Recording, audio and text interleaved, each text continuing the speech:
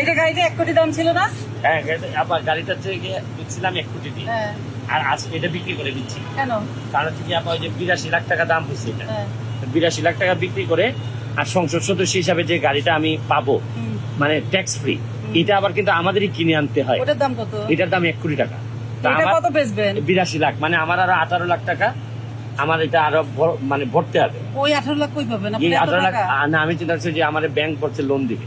এটা তো লোনে কিনছিলেন? এটা লোনে কিনছিলাম। এই লোন সে 200 শেষ আজকে শেষ হয়েছে কি আপা, লাস্টে মানে কিস্তি ছিল 60,000 করে, হ্যাঁ। আজকে 2.5 লাখ টাকা দিয়ে ওই যে 82 লাখ টাকা দিয়ে ওইখান থেকে 2.5 লাখ টাকা দিয়ে ওইটা শেষ করে দিছি।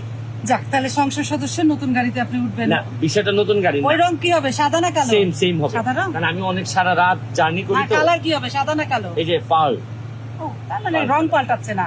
কালো হলে ভয় লাগে, সাদাই থাকুক। শুনেন, কালো হইলেও ভয় নাই যদি না কালোর ভিতরে সাদা থাকে, আবার সাদা হইলেও ভয় আছে যদি সাদার ভিতরে কালো থাকে। তা আপনি কি? আমারটা তো আমি বলতে চাই না, মানুষ বলবে আমি নিশ্চয়ই বেনজির সাহেবের মতো বলতে চাই না যে আমি নির্দোষ। আমি চাই যে মানুষই ভালো করে শোনেন।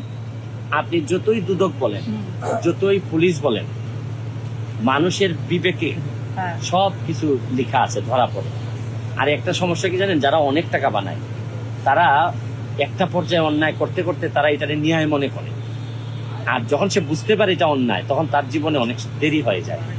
আপনার এত সাহসের উৎস কি, সততা? আবার নাকি না, অন্য কি? সাহসের উৎস সততা না, তাহলে সাহসের উৎস আমার কেন জানি মনে হয়, হ্যাঁ।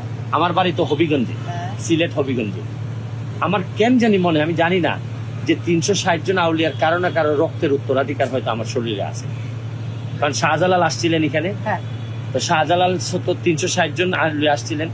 কিন্তু আমার কেন জানি আরেকটা জিনিসও মনে হয়, যে বাংলাদেশের ভালো করতে চাইলে আপনি হয় মরবেন নাইলে বেজ্জত হবেন।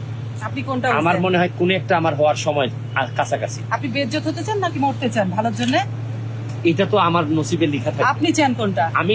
আমি আসলে যে কোনো কিছুর জন্য রাজি প্রস্তুত আছি, কিন্তু ভালো থেকে করা থেকে পিছাবেন না। না এটা তো আমার স্বাভাবিক প্রক্রিয়া। ওকে। ধরেন আরেকটা বিষয় কি জানেন, আমি কিন্তু বন্দুক নিয়ে ঘুরি না, এত সাহস না, বা আমি 16 তলাতে কিন্তু লাভ দেই না, কত সাহসী আমার না। বাংলাদেশ কত নিচে নামছে যে শুধু সত্য কথা বলি, এই কারণে মানুষ আমারে ভালোবাসে, আর কিচ্ছু করি না। কিন্তু বাংলাদেশ যে এত নিচে নামছে, আপনি বলছেন এত নিচে নামছে সত্য বলেন বলে, তাহলে বিএনপি কে গালান কেন? বিএনপিও তো বলে বাংলাদেশ নিচে নামছে, ওরা সরকারের বিরুদ্ধে অভিযোগ করে বলে। প্রশ্ন হচ্ছে গিয়ে যে বিএনপি অন্য জায়গায় নিচে নামছে যে এগুলা নিয়ে কথা বলে না, সরকার শুধু নিচে নামছে আর এরাই সরকারে যেতে চায়। প্রশ্নটা হচ্ছে গিয়ে কি, আপনি বারবার বললাম না যে আপনার নিজের হাত পরিষ্কার না থাকলে আরেকজনের মুখে ময়লা, এটা বলার অধিকার আপনার জন্মায় না, এবং এই বলাটা অন্য দিয়ে রিকগনাইজ হয় না। বারবার আমি বলছি যে বিএনপি যদি পাবলিক যে কষ্ট পাচ্ছে বা যেসব জায়গায় পাবলিকের ফাংশন আছে এগুলাতে যদি অ্যাটাচ করতো বেশি, তাইলে হয়তো বহুদূর এগিয়ে যেত। আপনি কি মনে করেন যে আওয়ামী লীগ যদি কখনো খারাপ কিছু করে, কেন আন্দোলনটা এইভাবে হয়? বুঝলাম, কিন্তু আমার কথা যেতে হবে, আপনাকে যেতে হবে, কিন্তু সবচেয়ে বলছে বেনজির সাহেবের ইস্যু আপনাকে ভোগাবে না আগাবে? শুনেন, আমি কিন্তু জানতাম না যে নির্বাচনে আমি জিতে যাব।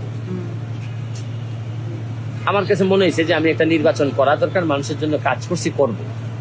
কিন্তু এই নির্বাচন যে আমাকে এত সম্মানিত করবে আমি জানতাম না।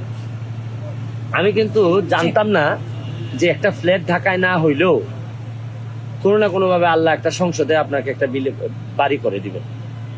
দেখেন, আমার কিন্তু ভাড়া বাসাতে থাকি, কখনো বলছি কোনো ফ্ল্যাট কিনবো না।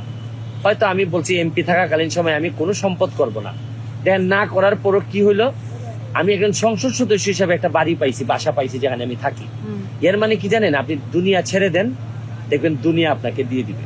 বাহ, আর কি Thank চাই? you. যে Thank দুনিয়া you. ছেড়ে যান, মানে দুনিয়া ছেড়ে যান না, লোক ছেড়ে যান। আর এই বাকে বুকে আমি আর আপনি মামলা খাবো না। জেলখানায় পাশাপাশি থাকবো। ভাই, থ্যাংক ইউ।